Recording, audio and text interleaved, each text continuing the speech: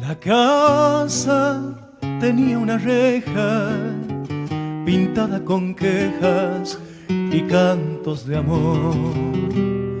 La noche llenaba de ojeras la reja, la hiedra y el viejo balcón.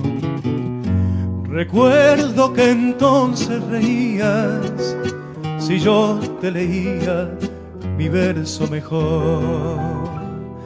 Y ahora, capricho del tiempo, leyendo esos versos, lloramos los dos. Los años de la infancia pasaron, pasaron. La reja está dormida de tanto silencio.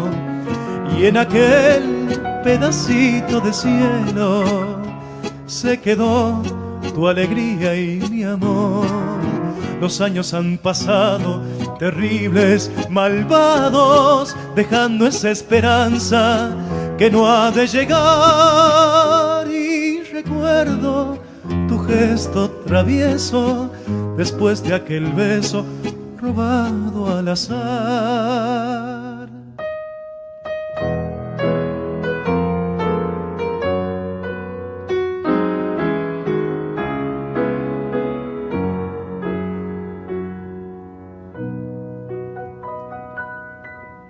Tal vez se enfrió con la brisa tu cálida risa, tu límpida voz.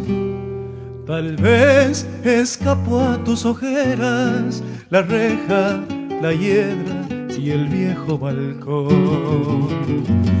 Tus ojos de azúcar quemada tenían distancias doradas al sol.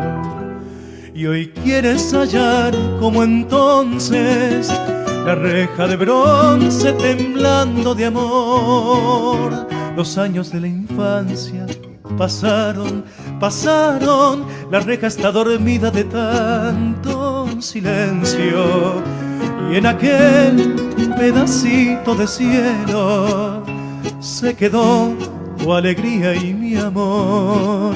Los años han pasado, terribles, malvados, dejando esa esperanza que no ha de llegar. Y recuerdo tu gesto travieso después de aquel beso robado al azar. Y recuerdo tu gesto travieso después de aquel beso robado al azar.